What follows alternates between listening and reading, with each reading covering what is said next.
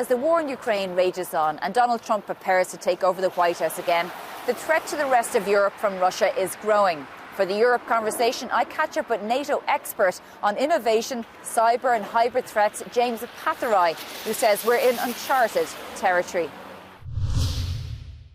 James, look, across Europe we're hearing reports about much more increased sabotage, Russian sabotage against European countries. Can you tell us a little bit about what you're seeing and whether it's been on the increase? So, absolutely. First thing to say is the sabotage comes on top of everything else that we've seen. So, cyber attacks, disinformation, political interference, forced migration, GPS jamming. So that's the baseline. And all of it higher than it used to be. What's new is an increased Russian appetite for and campaign of sabotage. That means arson, derailing trains, attacks on politicians' properties, attempts to assassinate, for example, the head of Rheinmetall, so industry leaders. So we see more of it, and we see a much higher appetite for deaths and massive damage in our countries. And how are we detecting these? Because even you mentioned there the potential assassination of the German weapons manufacturer. How do these get found out, and how do then they get interrupted? So basically it's intelligence services that are doing their work. But it's a really good question, because what we don't want to do is play whack-a-mole in one country. Oh, look, I see something over here, I react to that. Oh, look, I see something over there, I react to that. So what we're doing is putting together patterns and trends. So if there's one derailment of a train in one country that is used to take supplies to Ukraine, that's an incident. If we see 7 in 7 countries, that's a pattern, and we know who's behind it.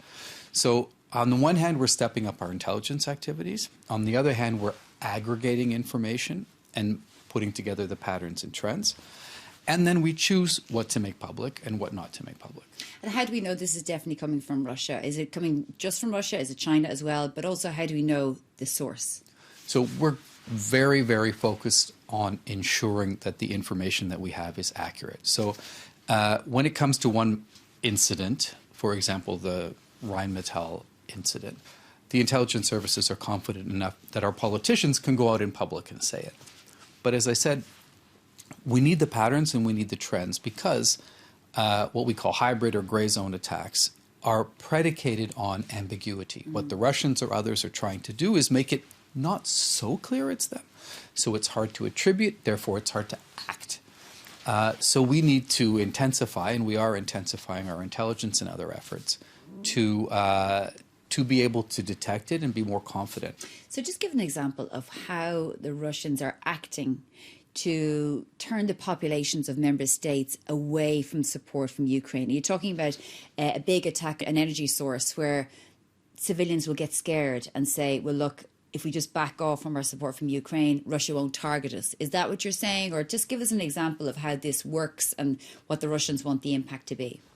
So what's important to know about the way Russians have always acted in the last century, Soviet times and now, is that they use all tools to achieve a cognitive effect. It's to change your mind. That's the way they look at things. And therefore, all tools can be used, including a nuclear threat very early. And we've heard this now dozens and dozens of times from the Russians. So they will have a disinformation campaign to say, because of your support for this war, energy prices are up. Because of your support for this war, food prices are up. And then they introduce through the sabotage, because of your support for this war, well, you're not safe. Things can happen here.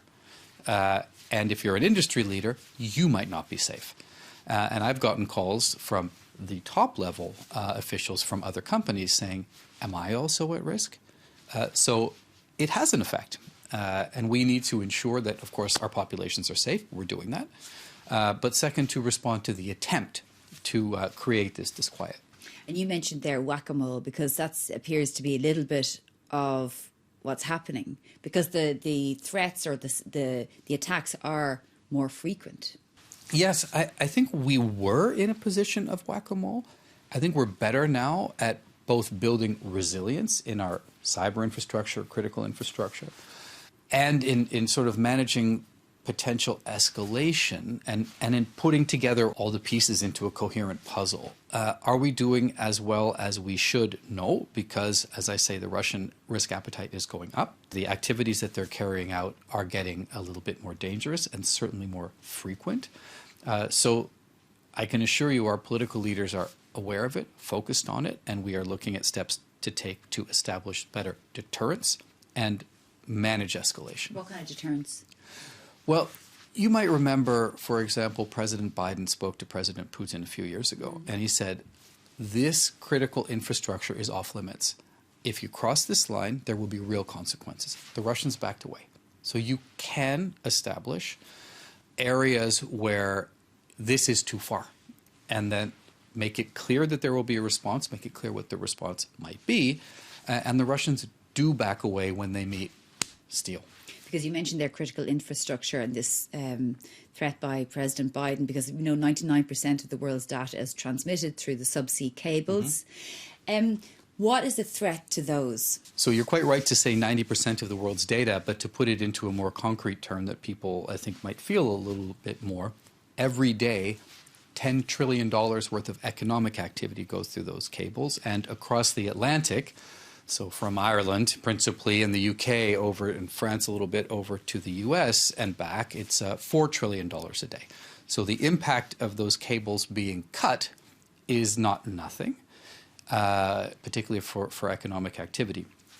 The Russians are continuing to carry out a program they have had for decades. It's called the Russian Undersea Research Program, which is a euphemism for a paramilitary structure, very well funded, that is mapping out all of our cables and our energy pipelines. And it has so-called research ships. They have little submarines underneath. They have unmanned or uncrewed, remotely operated vehicles. They have divers and explosives.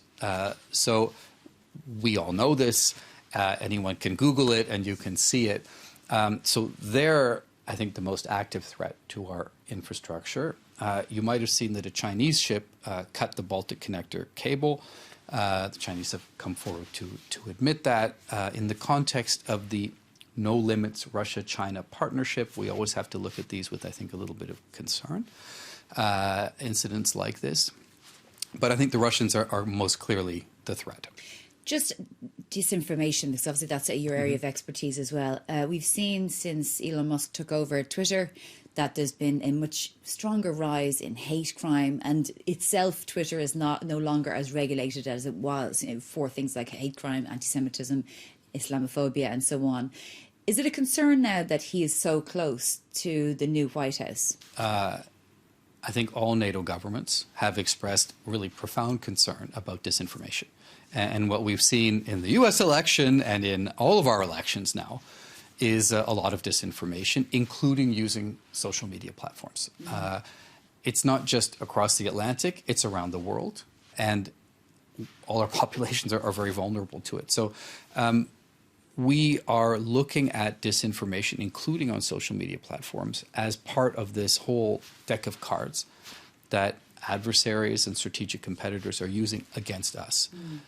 So, of course, it's up to national governments, up to the EU, to decide how they regulate these. Because we're hearing that J.D. Vance is saying that, Europe or the US will remove support for Ukraine through NATO if the EU continues to regulate Twitter or X. Yes, well, I mean, I saw that, and they haven't taken office yet, so I think they were a little bit in campaign mode still. But what I would say is this. Support for Ukraine is almost existential for European security. It is absolutely crucial for Euro-Atlantic security.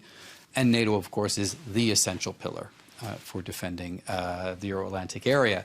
So we're quite confident, based on everything we've heard, that the U.S. support for NATO will continue. Just finally, on generative AI, because that's an area of your expertise as well. And I wanted to ask you that in relation to disinformation, because that is transforming disinformation. It is, and I could go on at length about this, but I'll say maybe three things. One is generative AI itself is very quickly creating deepfakes that even the companies that make it can't detect. Second, it is posing a big risk to large parts of the world that were not watching English or French or German language, Chinese language, video and audio, and haven't actually over time built up the same understanding of the potential for disinformation and deepfakes that other societies that basically use widely used languages have. So a lot of communities around the world are suddenly being exposed to perfect fakes in their dialect, and they are not used to it. So they're very, very exposed to disinformation. I think the third thing which interests me a lot is we called in a number of tech firms and we asked them what the future looked like. What they said was that within 4 years, 90% of what's on the internet will be fake, will be false. 70% of what's being produced for the internet now is being produced by AI.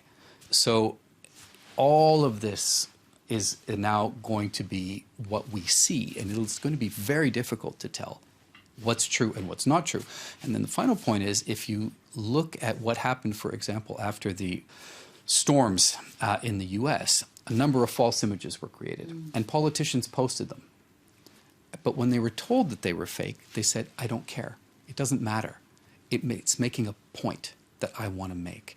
So to a certain extent, we've already reached a point where we're post-truth because of AI, because they know it's fake, but they don't care.